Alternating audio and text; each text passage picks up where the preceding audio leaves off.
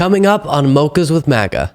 Elections in the United States have been selection processes. Why didn't someone else do their homework like all of Trump's lawyers and bring this in court? It was about things like Waco, Oklahoma City, 9/11, the Vegas shooting. It's just not even comparable. You know, no offense, But dude. also- I'm just flabbergasted. There's some people that believe. Care about evidence, man.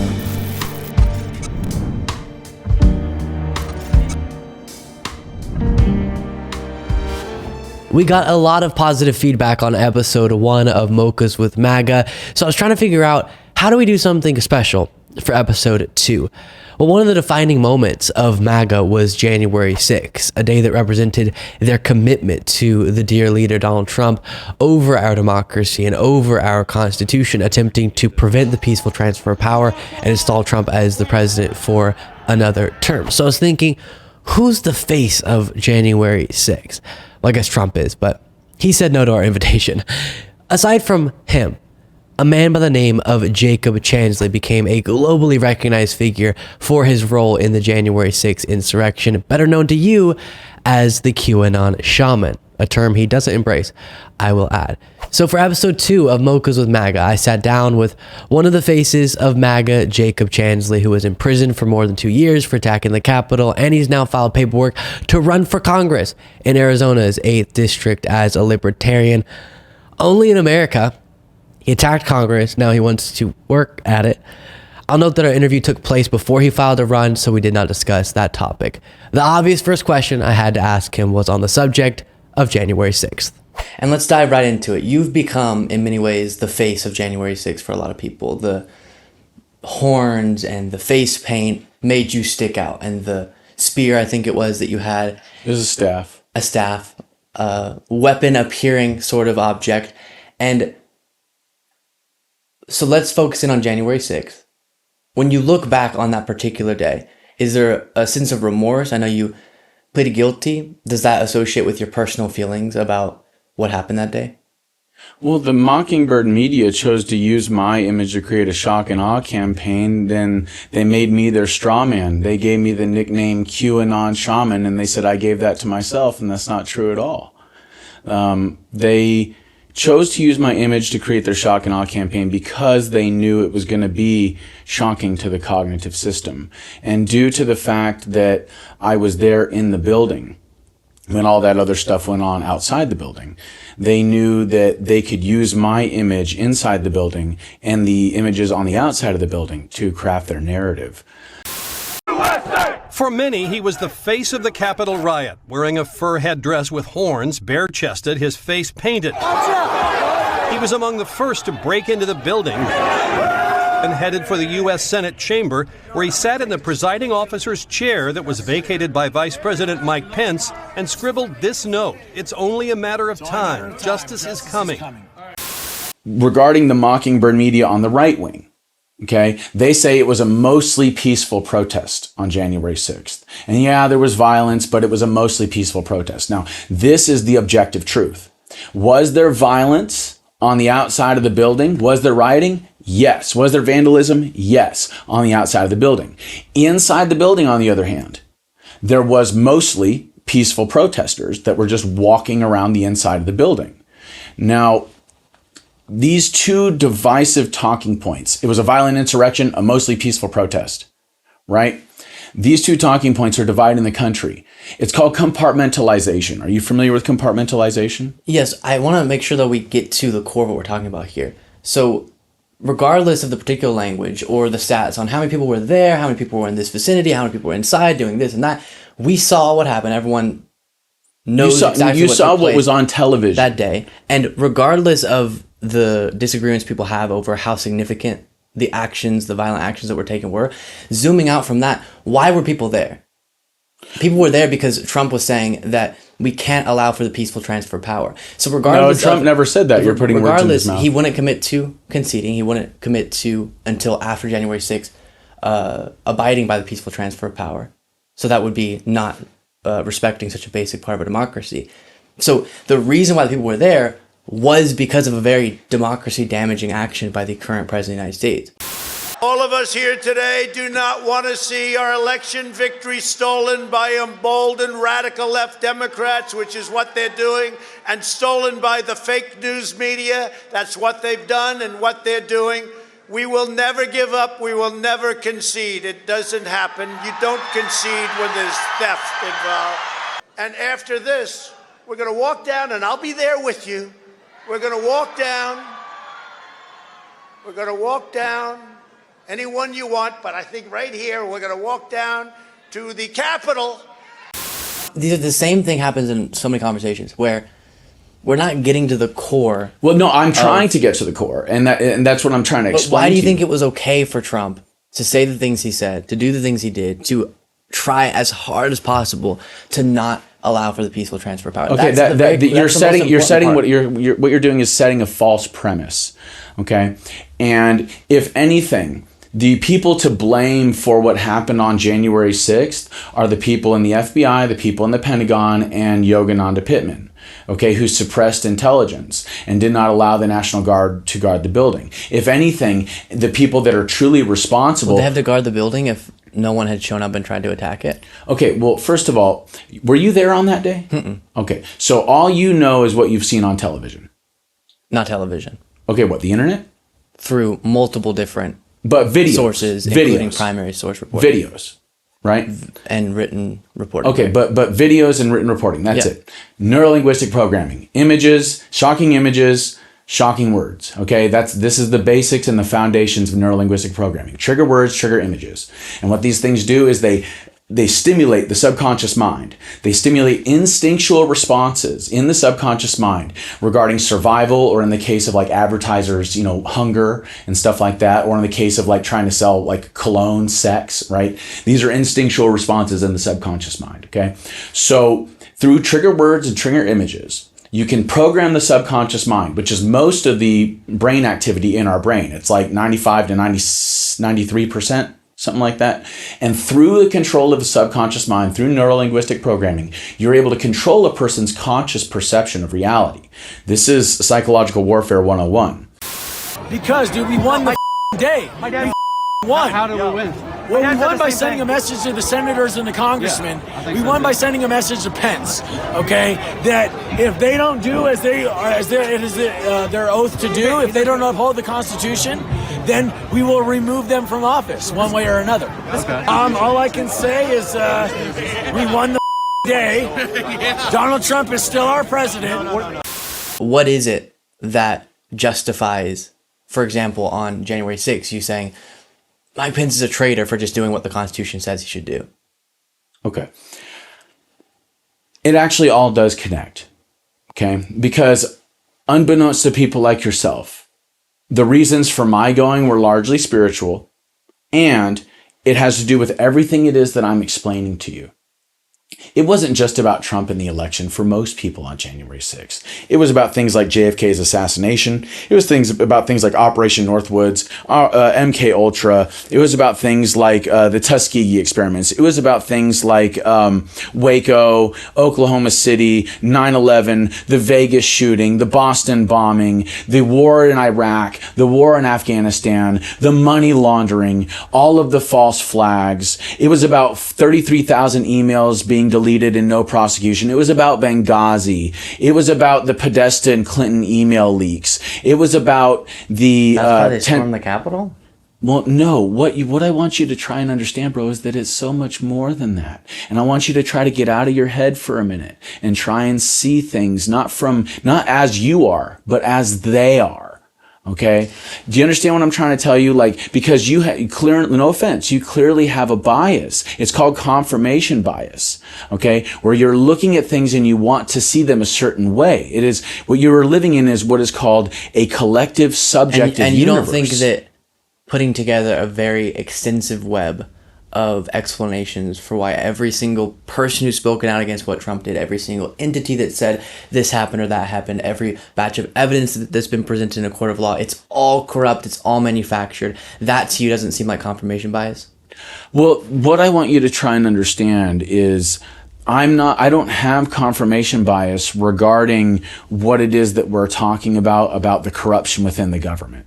Okay. This has come to me after thousands of hours of research. It has come to me after experience. Okay. Because there's things that most people cannot fathom, things that most people cannot and will not understand, and how it relates to things like black budget money, how it relates to things like covert warfare, how it relates to things like black projects, how it relates to things like deep underground military bases, how it relates to what Eisenhower called the military industrial complex, what JFK called the tightly knit, highly efficient machine that combines military, diplomatic, scientific, economic, and political operations. This is something that's been going on for a very long time.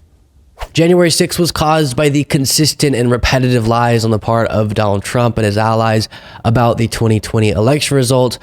Trump couldn't accept that he had lost fair and square to Joe Biden, so he created this web of fairy tales to explain the results, whether it be millions of dead voters or big massive dumps of ballots. Big massive dumps. Or any number of conspiracy theories perpetuated by him. Trump's followers were eating it up. All of these lies and all of the anger rooted in these beliefs culminated in the attack on the Capitol. And while Trump is still promising to prove the election was stolen, he's already had every chance to in courts of law and elsewhere and has failed. Despite this fact, to people such as Jacob Chansley believing the election results were legitimate, the evidence backstands, that's the crazy view. Understand how the world works, excluding a bunch of what I perceive to be fictional stories about how this all connects, and instead talk about what we know to be true based on empirical information. What we know to be true based on empirical information, based on what's been presented so far, is, for example, the election wasn't stolen, but Trump said that it was. That's dangerous. Or so you believe Biden got 80 million votes? More votes than Barack Obama and Hillary Clinton. You believe that? 81 something, yeah. So you believe that? You agree Trump was a really divisive figure, right? No, I believe that the media is a really divisive figure. You agree a lot of people didn't like Trump. I agree that... Can you conceive of a situation where maybe so many people weren't voting necessarily for Biden because they were obsessed with him, but against Trump? No, I don't think that at all. I think that the elections in the United States have been selection processes, not election processes for decades. So they selected Trump? Oh, I think so at some point. But what you have to understand is that... So Trump's a part of the deep state too? Well, no. This is what I'm trying to explain to you. Not everybody in the deep state is evil. Not everybody in the deep state is bad, okay? This is a fraud on the American public. This is an embarrassment to our country. We were getting ready to win this election. Frankly, we did win this election. Every time the Democrats lose an election, they scream election fraud, election rigging, the voting machines need to be changed. That's what they did for 4 years after Trump won in 2016. Okay, they talked about the voting machines. They talked about election fraud. Stacey Abrams still has not conceded. She still says the election was stolen. Now, on the other side, whenever Republicans lose, what do they do? Do you notice how you're not addressing the question? No. I am addressing the question. And to your point, find me a Democrat who put together a fake elector scheme. What do you mean a fake elector scheme? One of the things Trump's being prosecuted for is getting people to sign fraudulent forms saying they were the duly elected and lawful electors of a particular state when they weren't. We have a process for selecting electors. They just went outside that and said, we're going to be the electors so that Mike Pence could fraudulently assert Trump to be the... Well, no, that's not true. And actually, there are separate cases throughout American history. I think Al Gore's case is one of them. I think also Hillary Clinton's case is another, where there's a process of getting electors to actually say, no, well, this is what the people want. Okay, so electors, there's a question constitutionally, and they are able to vote not for the person. When they're selected by the state and sent to Washington, they can say, I'm going to vote for whoever. Technically, that is the case. It's kind of a blurry area legally, or blurry zone legally. But then that's not what we're talking about. I'm saying people who weren't the lawful electors were trying to assert themselves. According to prosecutors, according to okay. So according to the government, according to the government, is what you're saying. Now, hold on a second. The lawyers who put it together admitted this is what they were doing. Have you ever been involved in any sort of legal battle? Well, I get you don't know how to. I get that you don't believe the government on anything. How do you? Why know what do to you? Believe? How do you? No. I understand that. I'm saying I know who you don't believe. Well, I don't believe the government as an entity. I believe evidence that I can get from different sources that right now point to prosecutors have a good case against Trump, for example. But my question to you is then, if everything that goes against your particular belief system is just like, oh, it's because everything's rigged against me, how do you know what is true then?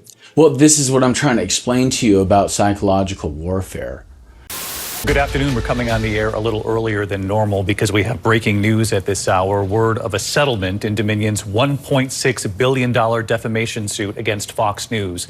The settlement announced just moments ago, the settlement to be paid by Fox News, roughly $787.5 million. Now, Dominion, from what I understand, is an international corporation that gives their machines out to countries all over the globe for their elections. Now, if this is about the procuring and the monopolizing of resources and labor on behalf of less than 1% of the population who own and control most of the international corporations and most of the international banks, okay, and the central banks in each of these countries, then controlling the electronic infrastructure is essential. And ensuring that individuals that are in these... Do you have evidence that Yes. fraud was committed at a scale that could have tipped the election in Biden's direction by Well, millions let me of ask you this. And this is the thing I don't understand about people that are saying that there's no evidence whatsoever that there was any sort of tampering with the election. They try to say that the 2020 election was the most secure in history. Well, the voting machines were tampered with after the election by Sidney Powell, or she directed people who were Trump's allies to tamper with the machines, yeah. Coffee County. They kicked out Republicans from the counting Who weren't process. supposed to be there. Okay, dude. They're Listen, Republicans who were allowed. Listen to what Always. it is that I'm telling you, okay? The infrastructure is compromised. In warfare, the number one thing that you want to do... Evidence. I understand in a general sense you have a theory. What's the evidence? Read the Erickson report, okay? You explain to me what the evidence is. Read the Erickson report. I'm not here to do your homework for you, okay? Why didn't someone else do their homework like all of Trump's lawyers and bring this in court? Well, that's probably what we're going to end up seeing in Georgia. And why is it that the January 6th committee chose to delete all their evidence? They didn't. Yes, they did. Yes, they did. They got rid of their evidence. This is what they did, okay? Because they knew that he had subpoena power. Now, So you think that Trump's legal cases might get resolved by presenting evidence? 100%. Abso-freaking-lutely. The defendant was determined to remain in power. The defendant spread lies. The defendant perpetrated a conspiracy against the right to vote and to have one's vote counted. These are some of the new allegations against Donald Trump. What I'm trying to do is offer you and your listeners a 30,000-foot view on the systemic corruption that you guys have been complaining about for years, that the Democrats were complaining about for 4 years during Trump's presidency, talking about these voting machines, talking about how they're tampered with, talking about how it's a problem. Okay. And then lo and behold, when the Democrats win, oh, it's the most secure election in our nation's history.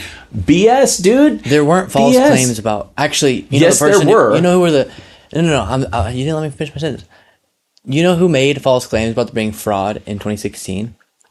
Hillary Clinton, Kamala Harris. Donald Trump. Donald Trump said that a bunch of undocumented immigrants voted in 2016. That's why he lost the popular vote, and then wasn't able to prove that, obviously. While I think some of the statements from some Democrats can go overboard, I don't think calling Trump an illegitimate president is fair because he was elected legitimately.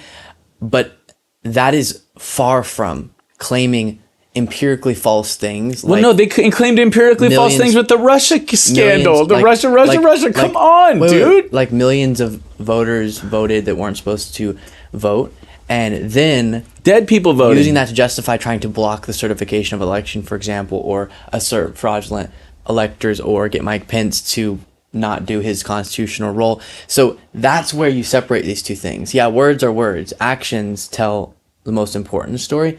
And Trump engaged in attempts to prevent the peaceful transfer of power. You know what? Obama knew the investigation was going on into his campaign that was funded by a Hillary-funded dossier. Hillary conceded the election the next morning. Oh my God. So it's just not even comparable. You know, no offense, But dude. also- I'm just flabbergasted that there's some people that believe Care about evidence. I know it's no, stunning. no, dude. I mean, you can believe whatever you want, and if you want to call it evidence, you can. Thank you for watching episode 2 of Mochas with MAGA. I hope you enjoyed it. I'll end this video with just one request. Become a member. Support the work we're doing, whether it be my daily commentary or special content like this. It does take the support of people just like yourself. As a member, you get access to the daily bonus show that's only seen by members. Go to lukebeasleyshow.com/membership. That is lukebeasleyshow.com/membership. You can also look in the description. There's a link there for you. For as little as $5 a month, you get the exclusive experience. Thank you.